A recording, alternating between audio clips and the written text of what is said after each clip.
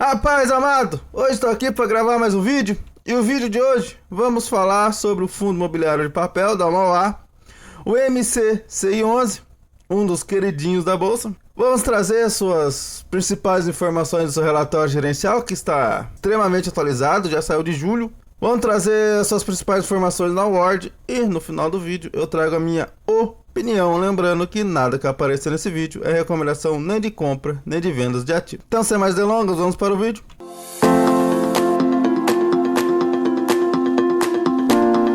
MCCI 11 da Mauá Capital, referente a julho de 2026, relatório gerencial. Data da IPO, dezembro de 2019.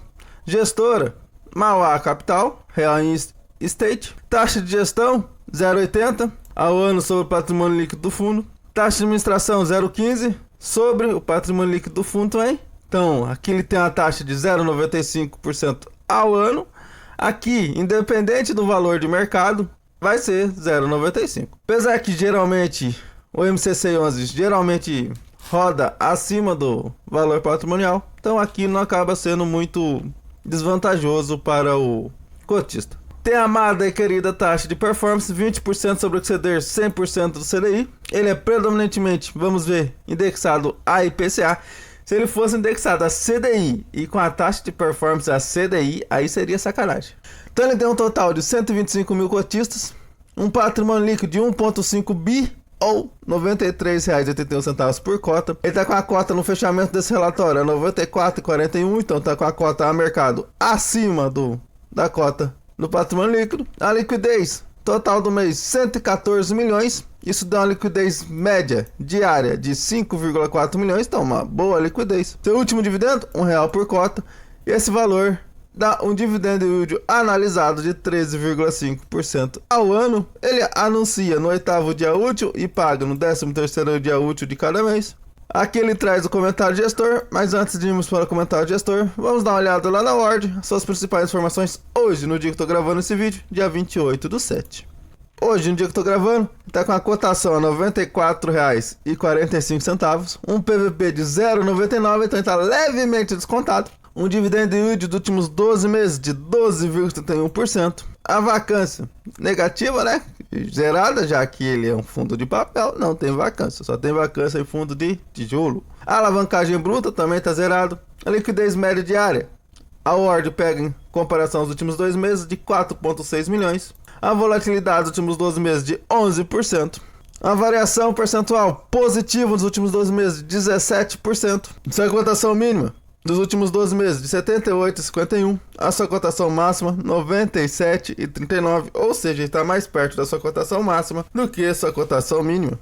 Aqui ele traz o método de Gordon ajustado, que ele leva em consideração o dividendo. Então, levando ao método de Gordon ajustado, o preço teto dele seria R$ 132,00. Isso daria uma margem de segurança de 40%. Lembrando que eu não gosto muito de usar o método de Gordon ajustado, porque ele só leva em consideração o dividendo pago. Se você quiser ter um norte usando ele, acredito que tenha como, mas nunca se esqueça de usar outros métodos, como qualidade, gestão, assim por diante. Então você faz uma cesta de requisitos, aí leva em consideração em investir no fundo ou não. Seu portfólio, cerca de 76% está em CRI, 6% em caixa e 17% em fundo imobiliário.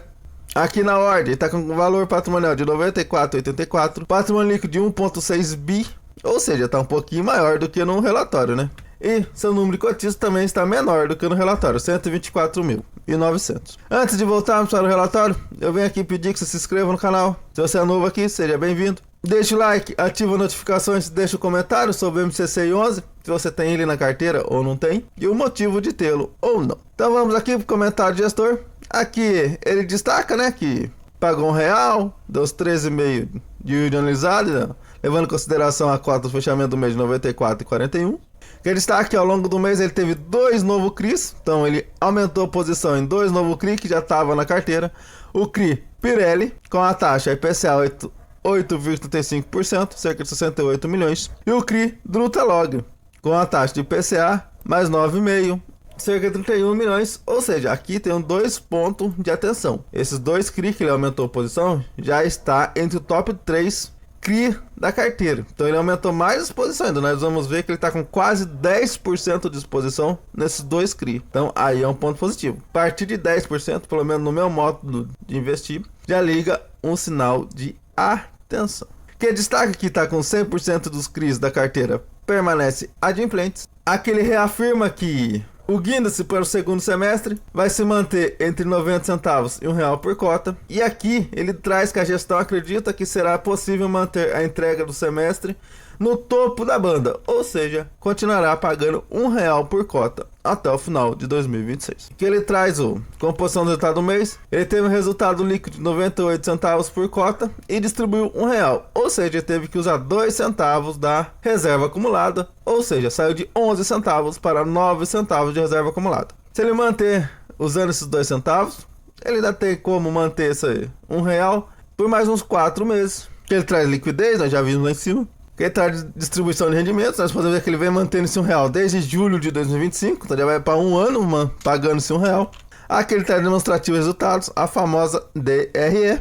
Então em junho, o relatório é referente a julho, mas a DRE é referente a junho, tá? Ele teve um total de receita de 18 milhões, pagou 1,3 milhões em despesas, ou seja, teve um resultado final de 16,6 milhões. As suas despesas representou 7% das suas receitas. E lembrando que ele não tem alavancagem. Então isso daqui foi tudo taxa de despesa, de gestão, administração, tá? Aqui ele traz o acumulado de 2026. Nós podemos ver que no seu acumulado de 26, ele gerou um resultado líquido de 5,63. Pagou R$6, ou seja, ele já vem usando reserva ao longo do ano inteiro, tá? Então isso aqui é um ponto de atenção.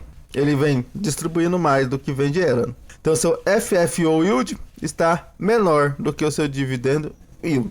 Que é um ponto de atenção, ainda mais porque geralmente o PCA no segundo semestre costuma ser menor do que no primeiro semestre. Então vamos manter a atenção que se continuar assim, ele vai ter que diminuir R$1 por cota ou vai ter que fazer giro de carteira para assim conseguir aumentar o seu resultado acumulado.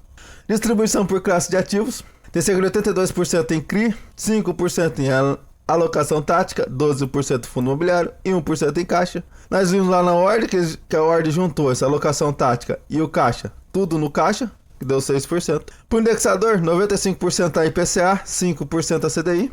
A taxa IPCA tá IPCA mais 9,7. A taxa média IPCA tá IPCA mais 9,7. E a taxa CDI tá CDI mais 2,04. Distribuição por segmento: 57% logístico, 18% residencial, 14% comercial. Distribuição por região: cerca de 61% está em São Paulo. Aqui ele traz seu portfólio. CRIs que possui mais que 50% do papel, que está seus 3 principais ativos, cerca do Pirelli, que cerca de 152 milhões, Newport com 144 milhões e o Dutralog com 112 milhões. Os 3 são segmento logístico. Aqui ele não traz a porcentagem do PL, mas lá no detalhamento dos ativos ele traz, tá? Que podemos ver, outro ponto, seu LTV aqui é tudo acima de 50%. O ideal do mercado é no mínimo 50%, porque aí quer dizer que as suas garantias representam o dobro do valor da dívida. Aqui o que está mais perto é o Newport. Aqui ele traz seus CRIs que possuem menos de 50% do papel, que ele é minoritário, né? E tem o Green Towers, que é o ativo do GTWR, tá? Esse Newport aqui é o New L11, o fundo detentor da dívida. Que ele traz suas alocações em fundos imobiliários. Nós podemos ver que ele tem posição de cerca de 3,4% no MCRE11, que é um fundo da gestora. Então isso daqui acaba sendo um conflito de interesse. Agora, se o conflito de interesse é bom, é ruim, aí cabe a cada investidor analisar e estudar. Ele tem cerca de 3,2% de CPTS e sua terceira maior exposição com FLCR com 0,7%.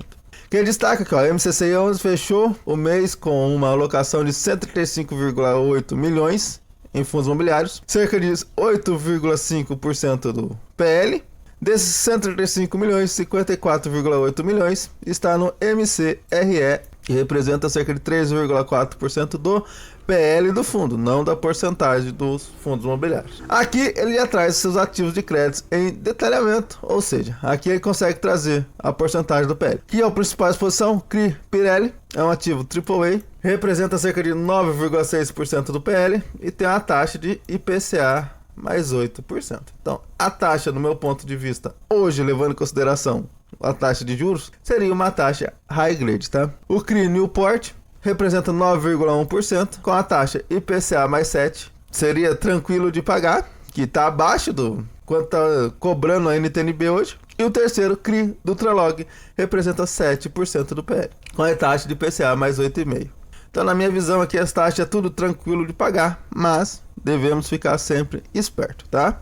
Aqui, como eu trago em todos os fundos imobiliários de papel, ficar esperto com os CRIs repetidos para o mesmo devedor. Aqui eu só trouxe um exemplo, mas tem mais CRIs repetidos aqui, ó. Aqui o CRI Açaí, tem o CRI Açaí 1 e o CRI Açaí 2, que representam juntos cerca de 8% do PL. Então, se for parar para pensar, o CRI Açaí é a terceira maior exposição do fundo, tá? Então tem que ficar esperto com isso. Aqui ele traz seus CRIs pulverizados, aqui tipo aqui, representa 0,4% do PL e representa cerca de 50 créditos, então são 50 dívidas diferentes. E aqui também, esse daqui representa 0,2%, representa 63 créditos. E a taxa aqui podemos dizer que é bem menor, né? IPCA mais 6,5%, IPCA mais 6,75%. Então apesar de ser bem diversificado, representar pouco por cento do PL, a taxa também é bem baixinha. Então esse foi o relatório. Aqui ele traz o contato da Jaive Mauá e o endereço. Na minha visão,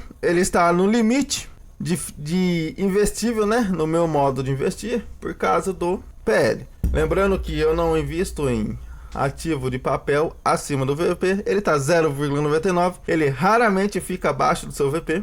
Então possa ser que está abrindo uma oportunidade de investimento, mas lembrando que nada que aparece aqui é recomendação nem de compra, nem de vendas de ativo. Pontos de atenção, temos que ficar esperto com a porcentagem dos seus CRIs, seus seus dois primeiros CRIs representam quase 10% do seu PL. Se der algum problema, já vai quase 10% da receita embora. Ainda mais no cenário de juros altos, né? Apesar das empresas ser boas, alguns fundos imobiliários também com galpões AAA, mas temos que ficar esperto. Segundo ponto de atenção, CRI repetido para o mesmo devedor. Devemos ficar esperto não somente no MCCI 11, mas em todos os fundos imobiliários de papel. Em todas as análises de fundo imobiliário que tiver CRI repetido para o mesmo devedor, eu irei trazer. Vai ficar até um pouco chato às vezes, mas que é para ajudar você a ficar esperto com isso.